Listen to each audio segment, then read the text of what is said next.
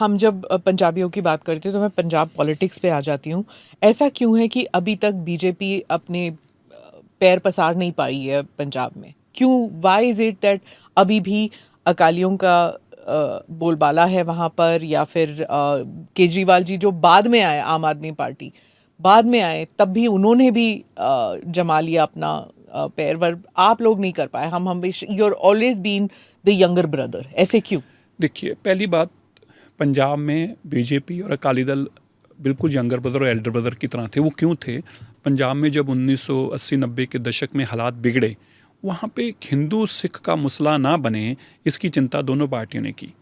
अटल बिहारी वाजपेयी जी ने बहुत अच्छा डिसीजन लिया और सरदार प्रकाश सिंह बादल साहब ने उनमें साथ दिया, और वही कारण था कि पंजाब में एक बार पीस में वापस रिस्टोर हुई, और उसमें बहुत बड़ा योगदान इन दोनों की सोच का था।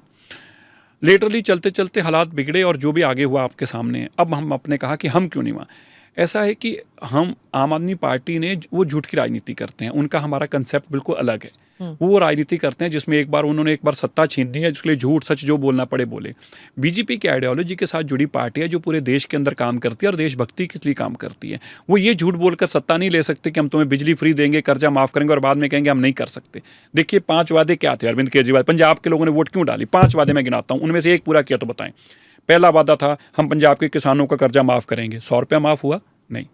दूसरा वादा था हम पंजाब में से नशा खत्म कर देंगे, नशा करने वाले भी खत्म कर देंगे और लाने वाले भी, दोनों वहीं, और नशा बढ़ गया। तीसरा मुद्दा था उनका कि हम पंजाब के अंदर रेत माफिया जो उसको खत्म कर देंगे और रेत से 1 लाख करोड़ रुपए रेवेन्यू आएगा। वही 200 करोड़ रुपए उनके समय में आता, तो उससे कम अब आता है, वही रेत माफिया वहाँ पे। फिर उनका वादा था पंजाब की बहन बेटियों को हम 1000 रुपया महीना देंगी, आज तक किसी को 1 रुपया महीना नहीं मिला। फिर था हम पंजाब के अंदर 1 लाख रोजगार देंगे हर साल, 1 लाख तो छोड़ो, 1000 नहीं मिला। बेरोजगार केजरीवाल और अरविंद केजरीवाल और मनीष सिसोदिया, इनको नौकरी वहाँ मिल गई, किसी को नहीं मिला। फिर तम वीआईपी कल्चर खत्म कर देंगे। फिर वहाँ की सारी सुरक्षा लेके अरविंद केजरीवाल जी घूमते हैं, उनके प्राइवेट जहाज़ों में घूमते हैं, उनके प्राइवेट हेलीकॉप्टर में घूमते हैं। मैं आज दावे से कहता हूँ अरविंद केजरीवाल अगर आपके स्टेज पर बैठ के कह दें मेरी बात गलत है, मैं सत्ता से संन्यास ले लूंगा। अब तक 200 करोड़ रुपया केवल और केवल जहाज और हेलीकॉप्टर का खर्चा है। श्वेता प्रकाश जी 200 करोड़ रुपया नहीं, बताता हूं अंतर है। हम उस लड़ाई में कभी भी हम झूठ बोलकर सत्ता पे आना नहीं चाहेंगे, सत्ता में बैठना भी नहीं चाहेंगे, उसको चिमटे से भी छूना नहीं चाहेंगे, जैसे अटल बिहारी वाजपेयी जी ने कभी कहा था। आखिर के आइडियोलॉजी से आपने जीना है। पर आवाम फिर भी या तो कांग्रेस को वोट देगी, या श्रोमणी अकाली दल को देगी, या फिर आम आदमी पार्टी को देगी। आप तो आते ही नहीं हो इसमें। क्यों नहीं आते? आपके यहाँ आंकड़े गलत है, मैं बताता हूँ। पिछला चुनाव जो हुआ, उस चुनाव में हमारी, आप और कांग्रेस, हम कई सीटों पे दूसरे नंबर पे हम रहे हैं, कईयों पे कांग्रेस रही है और कईयों पे आप रही है। हम किसी सीट पे तीसरे नंबर पे केवल और केवल बठिंडा को छोड़कर हम किसी सीट पे नहीं आए, हम दूसरे नंबर पे रहे। एक बात। दूसरी बात, हमारे पंजाब के अंदर पिछले चुनाव में 2019 के चुनाव के मुकाबले 2024 के चुनाव के अंदर हमने बहुत वोट बैंक का एक्सट्रीमली, कई जगह तो 5 टाइम्स 4 टाइम्स 7 टाइम्स 8 टाइम्स भी हमने गेन किया है। हम मानते हैं कि इस बार हम पंजाब के अंदर 22 सीटों पे चुनाव लड़ते थे। अभी जो हमारा लोकसभा का रिजल्ट हुआ, अगर हम उसका विधानसभा वाइज गिने तो हम 32 सीटें जीते हैं इस बार। विधानसभा के अगर चुनाव का रिजल्ट देखें तो लोकसभा में 32 सीटें हम जीते हैं। मेरा मानना है कि अब जब इस बार का विधानसभा चुनाव होगा तो असली विधानसभा चुनाव और बीजेपी का चुनाव असली इस बार होगा। अच्छा चलिए ठीक है, मैं मान लेती हूँ कि आप नंबर 2 पे आते हैं, नंबर 3 पे नहीं आते। अगर वैसे भी होता है तो एक तो होता है कि देयर इज नो फेस, जैसे बिहार में कोई फेस नहीं है पंजाब में बीजेपी के लिए। क्या ये आप मानते हैं? चैलेंज है, ये चैलेंज है, ये हमारे लिए चैलेंज। उसका कारण है क्योंकि बीजेपी 22 सीटों पर चुनाव लड़ती थी और शहरी सीटें थी सारी, और पंजाब का रूरल वोट बैंक बहुत मैटर करता है।